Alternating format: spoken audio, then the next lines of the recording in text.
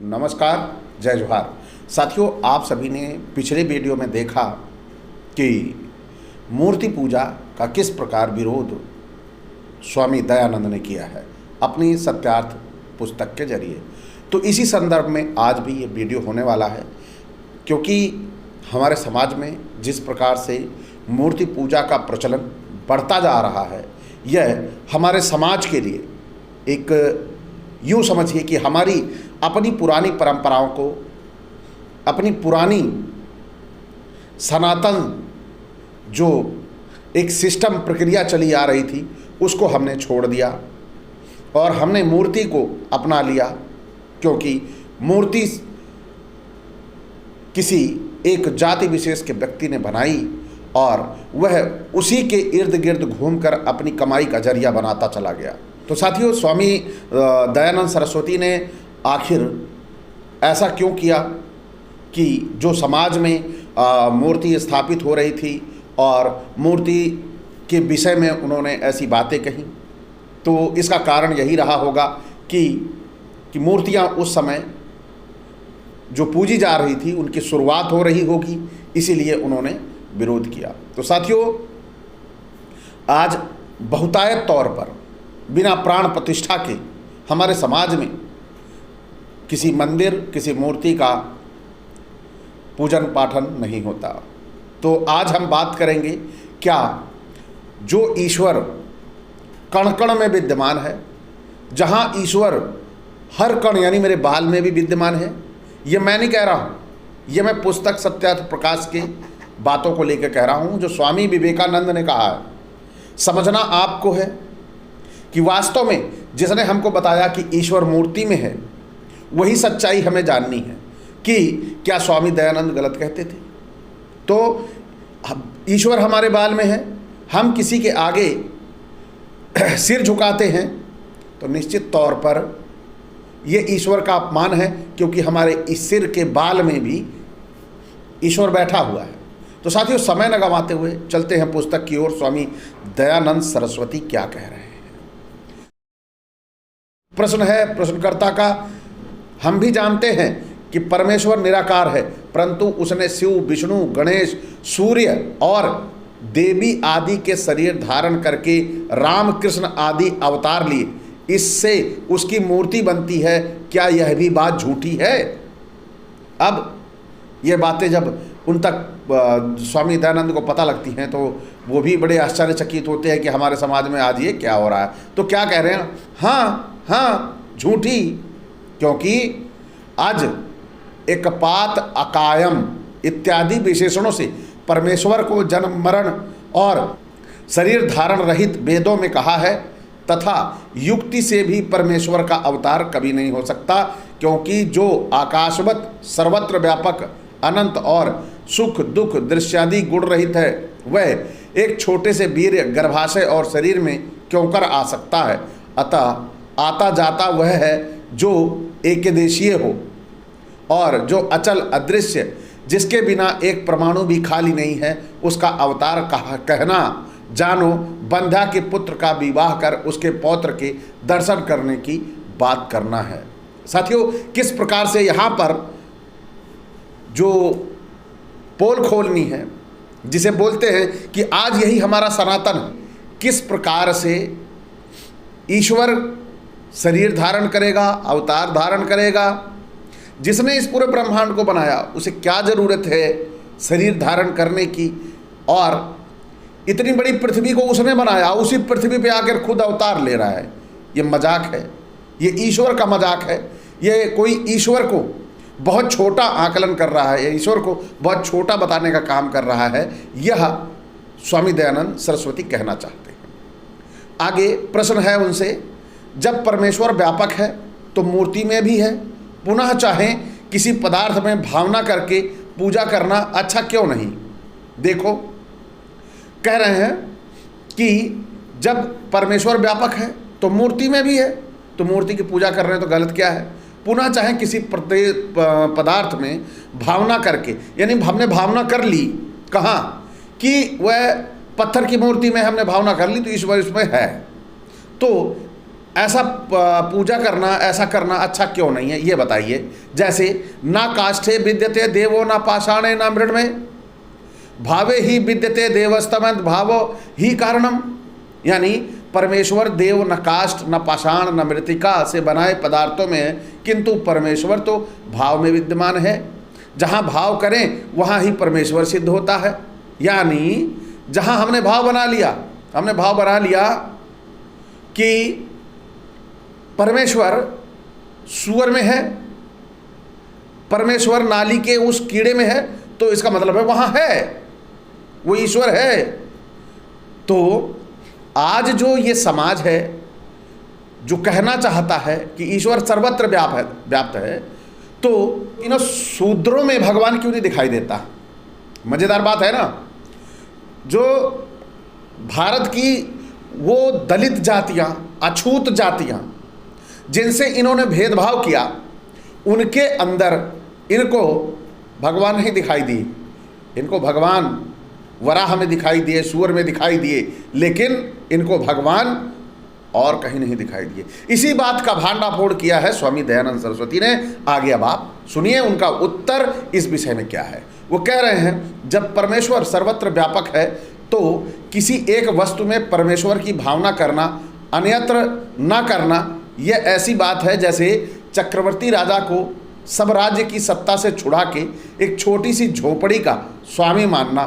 देखो यह कितना बड़ा अपमान है। वैसा तुम परमेश्वर का भी अपमान करते हो। जब व्यापक मानते हो तो वाटिका में से पुष्प पत्र तोड़ कर क्यों चढ़ाते, चंदन घिस के क्यों लगाते हो, धूप को जला के क्यों देते हो, घंटा घड़ियाल झांझ पखाजों को लकड़ी से कूटना पीटना क्यों करते हो, तुम्हारे हाथों में है क्यों जोड़ते हो, सिर में है सिर क्यों नवाते हो, अन्न जल आदि में है क्यों नैवेद्य धरते हो, जल में है स्नान क्यों कराते हो, क्योंकि उन सब पदार्थों में परमात्मा व्यापक है। अब परमात्मा ने ही पानी बनाया और उन्हीं के पानी को उन्हीं को ले जाके धो रहे, लो बेटा तुम नहा लो, तो सिर में है सिर जाके नवा रहे हो, हैं, कितनी गलत बात है। तो ये सारी बातें हैं। और तुम व्यापक की पूजा करते हो या व्यापकी, जो व्यापक की करते हो तो पाषाण लकड़ी आदि पर चंदन पुष्प आदि क्यों चढ़ाते हो, जो व्यापकी करते हो तो परमेश्वर की पूजा करते हैं, ऐसा झूठ क्यों बोलते हो, हम पाषाण आदि के पुजारी हैं, ऐसा सत्य क्यों नहीं बोलते। आप सीधा सीधा बोलिए ना, हम जो लकड़ी का बनी मूर्ति है, हम लकड़ी की मूर्ति के पुजारी हैं, हम पत्थर के पुजारी हैं, ऐसा बोलो ना। ईश्वर के पुजारी क्यों बोलते हो, वो तो सर्वत्र व्यापक है। आँख खोलने का काम यहाँ पर किया है शायद दयानंद सरस्वती। उस समाज को जो आज पाखंडी समाज हमारा हो चुका है, शायद उनको ये बातें नागवर गुजरे, लेकिन अब दयानंद सरस्वती ने कही हैं इतनी अच्छी बातें, तो क्यों ना हम इसे आप तक पहुँचाएँ और आप सभी भी सुने कि क्या था हमारा समाज पहले और क्या आज है। जो कहते हैं कि आज ये हमारा सनातन चला आ रहा है, तो मूर्ति पूजा सनातन नहीं था हमारा, मूर्ति पूजा नहीं थी। हमारे समाज में बाघ की पूजा होती थी, पशुओं की पूजा होती थी, खेतों की यानी मिट्टी की भूमि की पूजा होती थी, और इसी तरह की पूजाएं हमारे समाज में हुआ करती थी। और आज हमारे समाज में इन पूजाओं ने बड़ी बड़ी मूर्तियों का रूप ले लिया है, और वो बड़ी बड़ी मूर्तियां जिनके एक एक हाथ दो दो हाथ नहीं, उनके चार चार आठ आठ छः छः हाथ होते हैं, और वो छः छः हाथ में सब में किसी में तलवार, किसी में त्रिशूल, किसी में भाला, किसी में ऐसा नहीं होगा कि किसी में पेचकस हो, किसी में हथौड़ी हो, किसी में कुछ ऐसे यंत्र हो जिससे कि नव निर्माण की बातें हो सके, किसी में फसल काटने वाली हंसिया हो, ऐसा बिल्कुल भी नहीं होता। क्यों क्यों जो सर्वशक्तिमान है उसके हाथों में इतने खतरनाक हथियार क्यों दिए गए, यही बात समझनी होगी। तो ये जो दयानंद सरस्वती जी ने समझाने का प्रयास किया है, वह समझने की ज़रूरत है वास्तव में, अगर वो आर्य समाज बनाना चाहते हैं। तो साथियों आइए पुस्तक की ओर चलते हैं। अब कहिए भाव सच्चा है व झूठा। जो कहो सच्चा है तो तुम्हारे भाव के अधीन होकर परमेश्वर बद्ध हो जाएगा और तुम मृतिका में सुवर्ण, रजत आदि, पाषाण में हीरा, पन्ना आदि, समुद्र फेन में मोती, जल में घृत, दुग्ध, दधि आदि और धूल में मैदा, शक्कर आदि की भावना करके उनको वैसे क्यों नहीं बनाते हो? तुम लोग दुख की भावना कभी नहीं करते, वह क्यों होता है? और सुख की भावना सदैव करते हो, वह क्यों नहीं प्राप्त होता? अंधा पुरुष नेत्र की भावना करके क्यों नहीं देखता? मरने की भावना नहीं करते, क्यों मर जाते हो? इसलिए तुम्हारी भावना सच्ची नहीं, क्योंकि जैसे में वैसी को करने का नाम भावना कहते हैं। जैसे अग्नि में अग्नि, जल में जल जानना और जल में अग्नि, अग्नि में जल समझना अभावना है, क्योंकि जैसे को वैसा जानना ज्ञान और अन्यथा जानना अज्ञान है। इसलिए तुम अभावना को भावना और भावना को अभावना कहते हो। अरे बहुत बड़ी बात कह दी।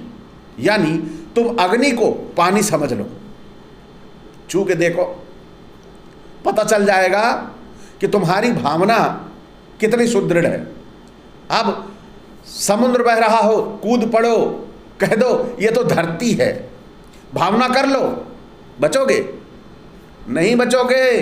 तुरंत समाहित होके जल में कहाँ विलीन हो जाओगे, बड़ी बड़ी मछलियां निकल जाएंगी, पता नहीं चलेगा। इसी तरह स्वामी दयानंद ने भी, सरस्वती ने भी अपने सत्यार्थ प्रकाश में, यानी सत्य का प्रकाश, वास्तव ही ये जो पुस्तक का नाम है वाकई ही प्रकाश देने का काम कर रही है। यही समझने की बातें हैं। जब हम ये समझ जाएंगे कि वास्तव में जो भावना करनी है वही भावना कीजिए ना। आप उल्टी सीधी भावनाएं क्यों करते हो? यही ये बात कह रहे हैं। भावना करनी है तो सच्ची भावना करो, यानी अपदीपो भव, अपना प्रकाश स्वयं बनो। तुमको लगता है कि दिया प्रकाश दे रहा है, तुमने भावना कर ली कि वो अंधेरा दे रहा है, तो क्या किताब रखी है सामने, तुम पढ़ना छोड़ दोगे? हैं? दिया जल रहा है, तुम देख रहे हो सामने नदी है, तुम्हारी भावना हो गई, बहती उपनाथी नदी है, तुम्हारी भावना हो गई कि वह नदी नहीं है, वह तो अमृत बह रहा है, चलो इसी में से हम निकल चलते हैं। तो वो अमृत तुम्हें ले जाएगा कहाँ? सीधा स्वर्ग, और मिलन करा देगा प्रभु से। तो ये सारी बातें समझाने का प्रयास किया है, समाज को जगाने का प्रयास। हम ना जागें, जानबूझकर सोते रहें और उन पाखंडी बाबाओं के चक्कर में उलझे रहें जो हमें बता रहे हैं इस पाषाण में मूर्ति में भगवान है। तुम पाषाण अपने घर पे लगवाओ, पाषाण की मूर्ति लगाओ, पत्थर की मूर्ति लगाओ, प्राण प्रतिष्ठा डालने का करने का काम मेरा है, और वह आएगा तुमसे 8, 10 हजार, 15 तुम्हारी शक्ति के अनुसार, सामर्थ्य के अनुसार, यथाशक्ति जो तुम्हारी शक्ति है तुमसे निकलवाएगा। और कहाँ घूमेगा वो? फीजी में। कहाँ घूमेगा वो? 60-60 हजार, 1-1 लाख, 2-2 लाख की जैकेट पहने के चिढ़ाएगा तुम्हें, दिखाएगा तुम्हें, लग्जरी गाड़ियों में खरीद के उस काफिले में घूमेगा कि तुम अपॉइंटमेंट नहीं ले सकते उससे। तुम्हारा 10-10, 100-100, 50-50 रुपए से वो अपना बहुत बड़ा दायरा बना लेता है कि तुम उसका बाल भी बाका नहीं कर सकते, तुम उससे मिल भी नहीं सकते, अपनी इच्छा से उससे बात भी नहीं कर सकते। वो जिसकी चाहेगा उसको बुलाएगा, उससे बात करेगा। तो ये जो निर्माण आप कर रहे हो, वो निर्माण आप अपने घर में भी कर सकते हो। आपने मान लिया वो कण-कण में है, आपने भावना कर ली है, तो काहे इन कथावाचकों के चक्कर में लाइन लगाए घूम रहे हो? इन कथावाचकों से बचो और ऐसे महापुरुषों की पुस्तकें पढ़ो जो आपको ज्ञान देने का काम कर रही हैं, जो आपको पत्थरों की मूर्ति से बचा रही हैं, कि वो बता रही हैं, साफ साफ कह रही हैं कि इन पत्थर की मूर्तियों में कुछ नहीं रखा, क्योंकि जिसने इस पूरे ब्रह्मांड को बनाया, पूरे सूर्य को बनाया, चंद्रमा को बनाया, इतनी बड़ी कृति को बनाने के बाद वह बेचारा आके यहाँ जन्म लेगा, घर घर अवतार लेगा, घर घर पैदा होगा, टट्टी करेगा, उसके टट्टी लगी रहेगी, उसकी माँ धुलेगी। इस तरह की स्थितियों में आके वो ईश्वर जिएगा जिसने इस सारे ब्रह्मांड कृति को निर्माण किया। क्यों भाई? वह जंगलों में जाके, वन में जाके 14-14 साल रहेगा। क्या मजाक बना रखा है ईश्वर का? यही आपको समझना है। जिस दिन आप यही समझ गए, उस दिन आप एक अच्छे मानव और मानवता के काम करने वाले बन जाओगे। ये जो लोग हैं दयानंद सरस्वती जैसे, ये जो बताने का इतना काम किया है, भले इन्होंने कहा वेदों की ओर चलो, जो वेदों की ओर ले जा रहे हैं उनसे वेद, आप, मुझे समझ में आता है कि वेद हमारे काम का नहीं है, लेकिन दयानंद सरस्वती यहाँ पे जो कह रहे हैं कि मूर्तियों में भगवान नहीं हो सकता, जब भावना करनी है तो क्या भावना करें, ये आपको समझना है। तो इनसे अच्छी चीज़ें हर जगह से ली जा सकती हैं। दयानंद सरस्वती जहाँ तक कह रहे हैं अच्छा लग रहा है, हम अच्छा मानते हैं, जो वो गलत कह रहे हैं उसको हम गलत मानते हैं, ऐसी भावना हम कर सकते हैं और उसे समझ भी सकते हैं। और यही तरह सरस्वती स्वयं कह रहे हैं कि आप अपनी बातें, अपने ज्ञान का उपयोग करिए, अपने विवेक का उपयोग करिए।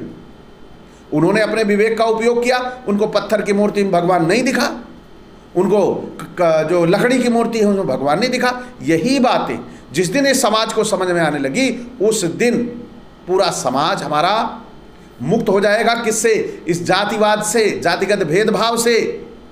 हमें जब कण कण में भगवान दिखने लगेंगे तो हमें छोटी से छोटी जाति में उस व्यक्ति में भगवान दिखाई देंगे, क्योंकि हमने भावना करके जब सूअर में भगवान देख लिया तो शूद्रों में भगवान देखने में कोई तकलीफ होगी, कोई दिक्कत होगी क्या?